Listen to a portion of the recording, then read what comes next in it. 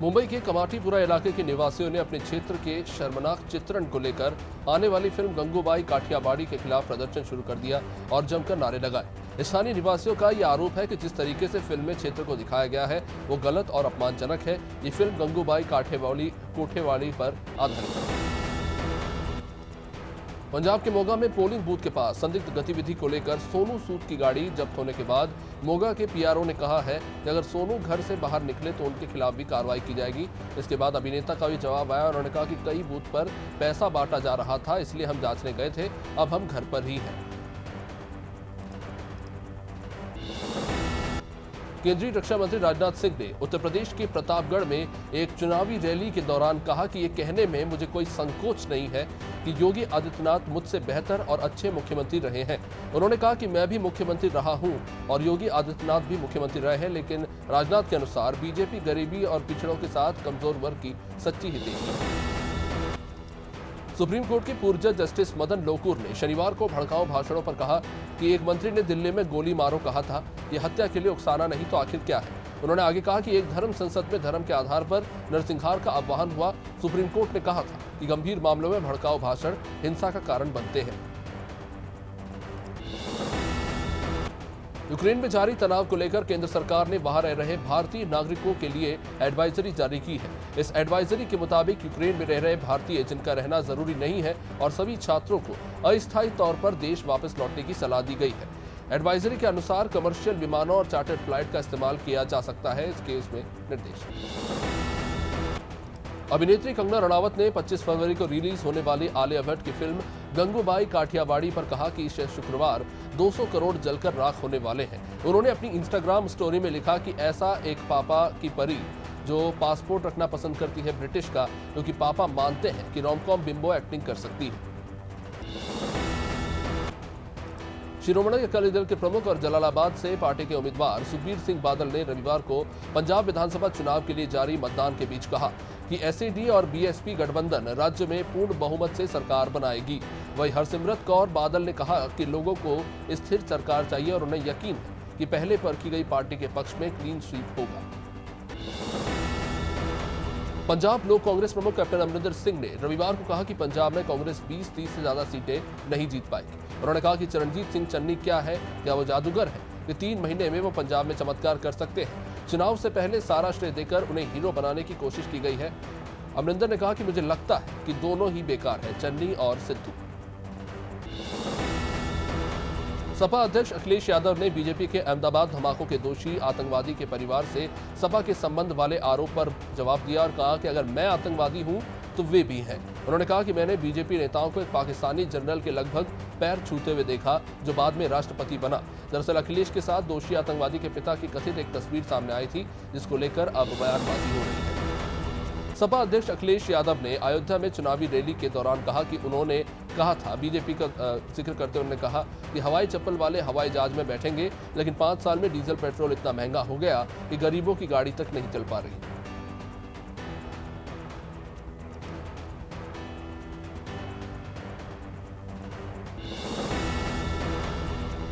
Police के मुताबिक Mumbai NCB के पूर्व जोनल निदेशक समीर वानखेड़े के खिलाफ होटल और बार का लाइसेंस लेने के लिए फर्जीवाड़ा करने के आरोप में शनिवार रात को ठाणे में एफआईआर दर्ज की गई। आबकारी विभाग की शिकायत पर यह मुकदमा दर्ज हुआ है। अधिकारी का आरोप है कि लाइसेंस लेने के समय वानखेड़े की उम्र 18 वर्ष से कम थी।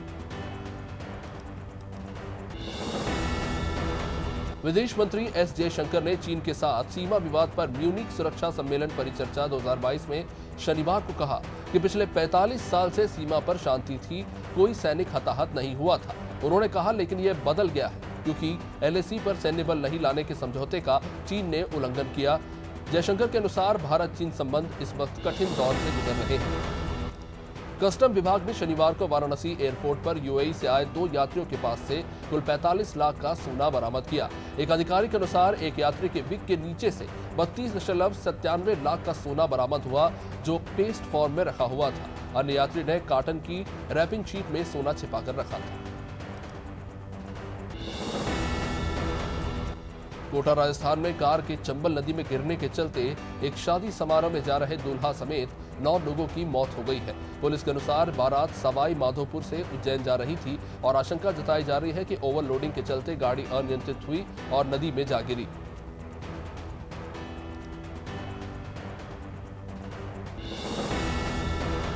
पंजाब में विधानसभा चुनाव के लिए जारी मतदान के बीच राज्य के पूर्व मुख्यमंत्री कैप्टन अमरिंदर सिंह ने कहा कि मुझे विश्वास है कि मैं पटियाला जीतूंगा। उन्होंने कहा कि मुझे लगता है कि हमारी गठबंधन जीतेगी। आगे अमरिंदर सिंह कहते हैं कि अलग दुनिया में रहती है कांग्रेस, उनका पंजाब से सफाया हो जाएगा। गौरतलब है कि बीजेपी और पंजाब लोक कांग्रेस गठबंधन में चुनाव लड़ रहे हैं। पंजाब में रविवार को विधानसभा चुनाव के लिए जारी मतदान के बीच पंजाब कांग्रेस प्रमुख नवजोत सिंह सिद्धू ने कहा कि एक तरफ माफिया सिस्टम है, दूसरी तरफ पंजाब से इश्क करने वाले भी हैं। उन्होंने कहा कि इस लड़ाई में सोच समझकर वोट डालना चाहिए। एक पीढ़ी हमने आतंकवाद में खोई, दूसरी हमने नशे में खो दी। सिद्धू ने कहा कि मुझे लगता है कि लोग बदलाव के लिए आगे आएंगे। त्रिपुरा सरकार ने शनिवार को एक अधिसूचना जारी करके राजनीतिक कार्यक्रमों के लिए खेल के मैदान सहित स्कूल के किसी भी संसाधन के इस्तेमाल पर रोक लगा दी है।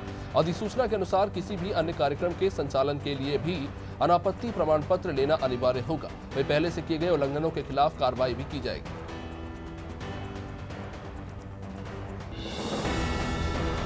कानपुर की मेयर प्रमिला पांडे के द्वारा उत्तर प्रदेश विधानसभा चुनाव के लिए ईवीएम में बीजेपी को वोट देने की तस्वीर सामने आई है।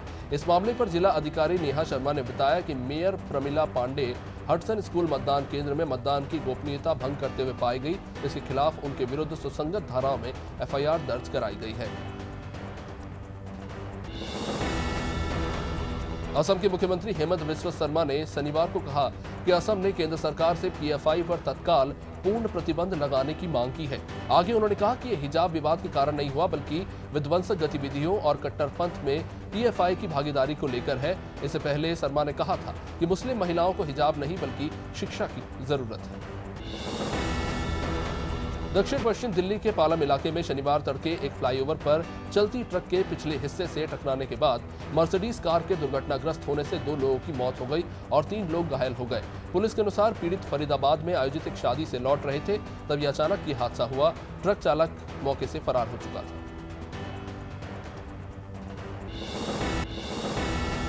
पंजाब बीजेपी प्रमुख अश्विनी शर्मा का एक वीडियो काफी वायरल हो रहा है, जिसमें वो कह रहे हैं कि आम आदमी पार्टी को वोट देने का मतलब है आतंकवादियों को वोट देना। उन्होंने कहा कि हमें वोट नहीं देना तो कांग्रेस को दे दो, लेकिन आम आदमी पार्टी को नहीं। हालांकि शर्मा ने बाद में बयान पर सफाई देते हुए कहा कि मेरे बयान को तोड़ मरोड़ कर पेश किया जा रहा है।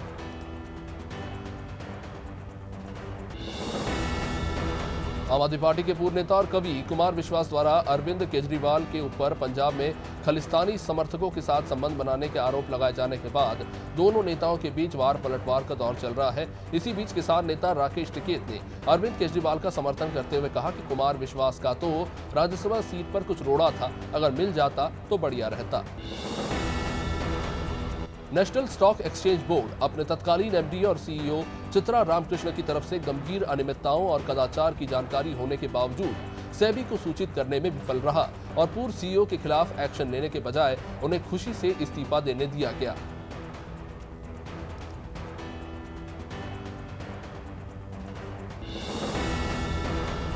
सेबी के अनुसार ये जानने के बाद भी कि रामकृष्ण महत्वपूर्ण निर्णय लेने समय एक अज्ञात व्यक्ति के मार्गदर्शन पर निर्भर थी, एनएसई बोर्ड ने उन्हें इस्तीफा देकर बाहर निकलने की अनुमति भी दे दी और 2 दिसंबर को हुई बोर्ड की बैठक में उनकी संगठन के विकास में उत्कृष्ट योगदान के बारे में प्रशंसा भी की। अक्टूबर 2019 और दिसंबर 2019 में भेजे गए कारण बताओ नोटिस पर रेगुलेटर ने एनएसई और रामकृष्ण की प्रतिक्रिया को सुनने के बाद ये टिप्पणी की है। वहीं पश्चिम बंगाल की सीएम ममता बनर्जी से तल्खी की खबरों के बीच बिहार सीएम नीतीश कुमार ने चुनाव रणनीतिकार प्रशांत किशोर के साथ मुलाकात की। पीके से बिहार सीएम के डिनर पर गुफ्तगू राजनीतिक गलियारों में चर्चा का विषय है। हालांकि किशोर की जदयू में वापसी को लेकर भी तमाम तरह की अटकलें हैं। हालिहाजा उनके पास भी ज्यादा विकल्प नहीं है, ऐसा कहा जा रहा है। राजधानी भोपाल में भाई बहन के पवित्र रिश्ते को तार तार कर देने वाला मामला सामने आया है। ऐशबाग इलाके में सौतेले भाई ने 14 साल की अपनी नाबालिग बहन को अपनी हवस का शिकार बनाया। आरोपी बीते 6 महीने से अपनी बहन के साथ संबंध बना रहा था। आरोपी जब मोबाइल पर अश्लील वीडियो और फोटो भेजता पकड़ा गया और ये वीडियो जब मां ने देख ली तो इस पूरे मामले का खुलासा हुआ। पीड़िता 10वीं कक्षा की छात्रा है। राजधानी भोपाल और आसपास के क्षेत्रों में गांजे की डिलीवरी करने वाले गांजा तस्करों को क्राइम ब्रांच की टीम ने गिरफ्तार किया। साथ ही इनके पास से कुल 5 किलो गांजा बरामद किया गया। आरोपी पर 5,000 का इनाम भी घोषित किया गया था। डीसीपी क्राइम अमित कुमार ने इस बारे में बताया कि क्राइम ब्रांच टीम ने आरोपी से ग्राहक बनकर गांजे की डील की थी और जैसे ही वे सप्लाई करने पहुंचा, पुलिस ने दबोचा। मध्य प्रदेश अनुसूचित जाति जनजाति और अधिकारी कर्मचारी संघ ने रविवार को वीर तेजाजी चौक पर अपनी विभिन्न मांगों को लेकर धरना प्रदर्शन किया। इसमें पदोन्नति, आरक्षण और बैकलॉग के रिक्त पदों की पूर्ति के साथ मध्य प्रदेश के कोटवारों को शासकीय कर्मचारी घोषित करने जैसी कुल 8 मांगों को लेकर धरना प्रदर्शन किया गया। नायब तहसीलदार नेहा दुबे को मुख्यमंत्री के नाम ज्ञापन सौंपा गया। खरगोन जिला मुख्यालय से करीब 6 किलोमीटर दूर राजपुरा के पास संगमरमर पत्थरों से निर्मित इस्कॉन मंदिर में रविवार को विधिवत रूप से पूजा अर्चना के बाद राधा गोपीनाथन चैतन्य महाप्रभु जी की प्रतिमा की स्थापना की गई। 42 एकड़ रकबे में फैले इस परिसर में 2 दिन प्राण प्रतिष्ठा महोत्सव को लेकर श्री कृष्ण भक्तों में जमकर उत्साह देखने को मिला। मध्य प्रदेश कांग्रेस का घर चलो अभियान जारी है। इस अभियान के तहत कांग्रेस नेताओं ने नसरुल्लागंज में नर्मदा क्षेत्र के करीब आधा दर्जन गांवों में पहुंचकर जनसंपर्क किया।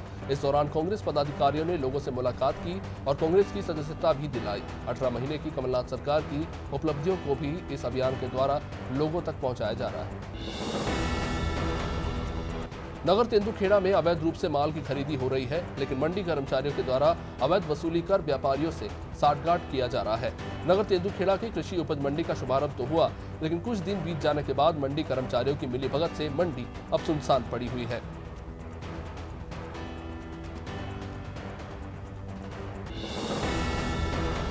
मध्य प्रदेश कांग्रेस कमेटी में 25 फरवरी के बाद बड़ी कार्रवाई देखने को मिल सकती है। निष्क्रिय पदाधिकारियों सहित कई जिला अध्यक्षों पर गाज गिरने वाली है। पीसीसी चीफ कमलनाथ संगठन को मजबूत करने के लिए मंडलम और सेक्टर के गठन पर जोर दे रहे हैं। ऐसे में सभी जिला अध्यक्षों को 25 फरवरी से पहले मंडलम सेक्टर की नियुक्ति करने के लिए कहा गया है। 25 फरवरी तक जहां मंडलम सेक्टर का गठन नहीं होगा, वहां के जिला अध्यक्षों को हटा दिया जाएगा। डिजिटल सदस्यता अभियान की बैठक के बाद मीडिया से चर्चा में कमलनाथ का बड़ा बयान सामने आया है। कमलनाथ ने कहा कि हमारा फोकस प्रदेश की सभी सीटों पर है, खासतौर से बीजेपी के दिग्गज नेताओं पर भी।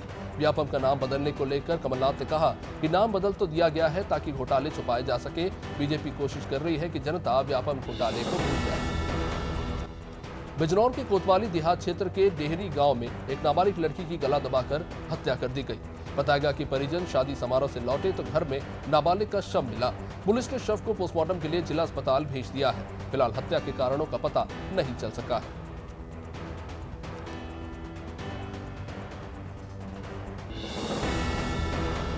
दमोह में एक छात्र का अपहरण कर उसके साथ जमकर मारपीट करने का मामला सामने आया।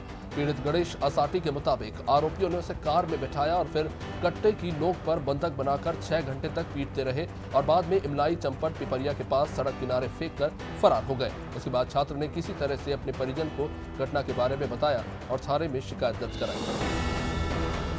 मध्य प्रदेश में तीर्थाटन योजना के बाद अब मेरा गांव मेरा तीर्थ योजना शुरू होने जा रही है। इस योजना को प्रदेश के 52 जिलों के 55,903 गांव में लागू करने की तैयारी है। योजना के पायलट प्रोजेक्ट की शुरुआत कृषि मंत्री कमल पटेल के गृह जिले के गृह गांव बारंगा से हुई। रविवार को मंत्री कमल पटेल के बारंगा गांव में लोग इकट्ठा हुए जब मंच से इसकी घोषणा की गई। सांसद शंकर लालवानी के प्रयास से इंदौर को बड़ी सौगात मिली है। इंदौर में जल्दी ही 5 नए फ्लाईओवर बनने जा रहे हैं। रविवार को सांसद शंकर लालवानी ने मीडिया से इसके बारे में जानकारी दी।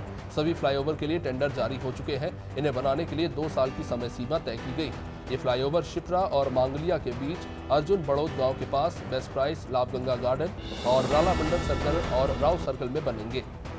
छत्तीसगढ़ के जशपुर जिले में एक नाबालिग के साथ गैंगरेप करने का मामला सामने आया। 5 युवकों ने नाबालिग के साथ सामूहिक दुष्कर्म की वारदात को अंजाम दिया। ये मामला जिले के बागीचा थाना क्षेत्र का है। मिली जानकारी के अनुसार पीड़िता एक शादी समारोह में गई थी। रात को करीब 10 बजे नाच गाना चल रहा था, तभी 5 युवक नाबालिग को उठाकर जंगल ले गए और बारी बारी से दुष्कर्म किया। सिद्धार्थनगर के उसका बाजार क्षेत्र के महदेवा राय में एक ट्रक ने बच्चे को ठोकर मार दी, जिससे उसकी मौके पर ही मौत हो गई।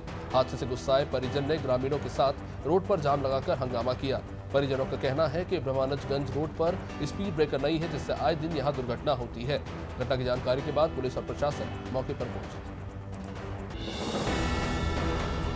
बैरसिया में मनरेगा के उपयंत्री से मारपीट करने का मामला सामने आया है। यह मामला ग्राम पंचायत सोहाया का है। जहां उपयंत्री पीएस चौहान एक निर्माण कार्य का निरीक्षण करने पहुंचे। इस दौरान उन्होंने समूह की अध्यक्ष राजकुमारी और सचिव चंद्रकला को मौके पर बुलाया, लेकिन उनकी जगह सरपंच पति अरविंद साहू आ गए तो उपयंत्री ने सरपंच से ही मिलने की बात कही। इससे नाराज होकर सरपंच पति ने उपयंत्री की पिटाई कर दी। दिग्विजय सिंह ने पिछले दिनों बीजेपी प्रदेश अध्यक्ष वीडी शर्मा पर पन्ना में कथित तौर पर जमीन कब्जाने और अवैध रेत खनन करने के आरोप लगाए, लेकिन दिग्विजय सिंह की बीजेपी को घेरने की ये कोशिश अब सवालों के घेरे में है, क्योंकि पन्ना जिले में उनके ही करीबी भरत मिलन पांडे और उनके परिजन के दम पर अवैध खनन करते पकड़ाए हैं। भरत मिलन पांडे कांग्रेस नेता है और उनके साथ ही दिग्विजय ने पन्ना जिले में अवैध खनन के खिलाफ पदयात्रा भी निकाली थी। वहीं राजधानी भोपाल के सरकारी अस्पतालों में पिछले 10 महीनों में 13 से ज्यादा डॉक्टर्स नौकरी छोड़ चुके हैं। इसके चलते अस्पतालों की स्थिति खराब हो रही है। सबसे ज्यादा 7 डॉक्टर्स ने सुल्तानिया अस्पताल से नौकरी छोड़ी। इसी तरह जेपी अस्पताल से 4 डॉक्टर्स वीआरएस ले चुके हैं। एम्स भी इससे अछूता नहीं है, यहाँ भी 2 सीनियर फैकल्टी इस्तीफा दे चुके हैं। जेपी अस्पताल में 125 डॉक्टर्स हैं। मध्य प्रदेश के मुख्यमंत्री शिवराज सिंह चौहान ने दूसरी बार यूपी विधानसभा चुनाव के रण में प्रचार करने के लिए मैदान में उतरे। मुख्यमंत्री शिवराज ने देवरिया के रामपुर कारखाना विधानसभा के बरियापुर में चुनावी सभा को संबोधित किया और बीजेपी प्रत्याशी सुरेंद्र चौरसिया के लिए लोगों से वोट देने की अपील की। घाटी गांव के रेहट गांव में अंतिम संस्कार के लिए जा रहे ग्रामीणों ने पंचायत भवन के सामने शव रखकर जाम लगा दिया। ग्रामीणों का कहना है कि शमशान तक जाने के लिए कोई पक्का रास्ता ही नहीं है, इसलिए उन्हें दूसरों के खेतों में से होकर गुजरना पड़ता है। मुक्तिधाम तक पहुंचने के लिए रास्ता बनाए जाने को लेकर कई बार मांग की गई है, लेकिन अभी तक इस पर कोई सुनवाई नहीं। उत्तर प्रदेश में चुनाव शोर के बाद विवादों का भी दौर यहां पर देखने को मिल रहा है। बीजेपी और कांग्रेस और सपा बसपा जहां प्रचार प्रसार में जुटे हैं, तो वहीं गोंडा जिले में समाजवादी पार्टी के कार्यकर्ताओं ने बसपा प्रत्याशी के साथ गाली गलौज कर दी और जान से मारने की धमकी भी दी। गोंडा सदर विधानसभा के बसपा प्रत्याशी हाजी मोहम्मद जकी प्रचार प्रसार के लिए निकले थे। इसी दौरान सपा जिला प्रवक्ता राजेश दीक्षित के सामने उनकी झगड़े हो गए। शिवसेना प्रत्याशी गौरव वर्मा के समर्थन में महाराष्ट्र की राज्यसभा सांसद प्रियंका चतुर्वेदी लखनऊ पहुंची थी, जहां उन्होंने प्रेस कॉन्फ्रेंस आयोजित कर भाजपा पर जमकर हमला बोला। उन्होंने कहा कि उत्तर प्रदेश में बेरोजगारी और भ्रष्टाचार और कानून व्यवस्था ठीक नहीं है। भाजपा हिंदुत्व का ढोंग करती है, जबकि हिंदुत्व की पार्टी सिर्फ शिवसेना है। लखीमपुर खीरी की निघासन विधानसभा के ढेकरवा में सीएम योगी ने रैली को संबोधित किया। साथ ही बीजेपी प्रत्याशी शशांक वर्मा के पक्ष में मतदान की अपील की और सभी विपक्षी पार्टियों पर जमकर निशाना साधा। सीएम ने कहा कि यदि बीजेपी सरकार बनाती है तो सभी को जन कल्याणकारी योजनाओं का निरंतर लाभ मिलता रहेगा।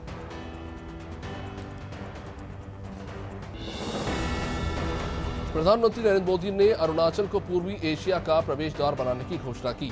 पीएम ने अरुणाचल प्रदेश के स्थापना दिवस के मौके पर राज्य की जनता को संबोधित किया और कहा कि पूर्वोत्तर भारत 21वीं सदी में देश के विकास का इंजन बनेगा। पीएम ने कहा कि 50 साल पहले नॉर्थ ईस्ट फ्रंटियर एजेंसी को अरुणाचल के रूप में नई पहचान मिली। मोदी ने कहा कि अरुणाचल के विकास के लिए पिछले 7 सालों में अभूतपूर्व काम किया गया। मैनपुरी के रसेमर गांव में विधानसभा चुनाव के तीसरे चरण के मतदान के दौरान बूथ संख्या नंबर 373 पर सपा और भाजपा के कार्यकर्ता आपस में ही भिड़ गए। सपा प्रत्याशी राजकुमार यादव और भाजपा के समर्थकों में जमकर हाथापाई हुई। सदर विधायक राजकुमार यादव से भी अभद्रता की गई। यूपी में समाजवादी पार्टी के चुनावी मंच पर जमकर मारपीट हुई है। ये वाकया मलिहाबाद विधानसभा क्षेत्र का है, जहां बीजेपी छोड़कर सपा में शामिल हुए स्वामी प्रसाद मौर्य सभा ले रहे थे। उनका भाषण खत्म होते ही सपा के 2 नेता और उनके समर्थक मंच पर भिड़ गए। दोनों के बीच में जमकर धक्का मुक्की हुई और मारपीट शुरू हो गई। काफी देर तक तमाशा चलता रहा।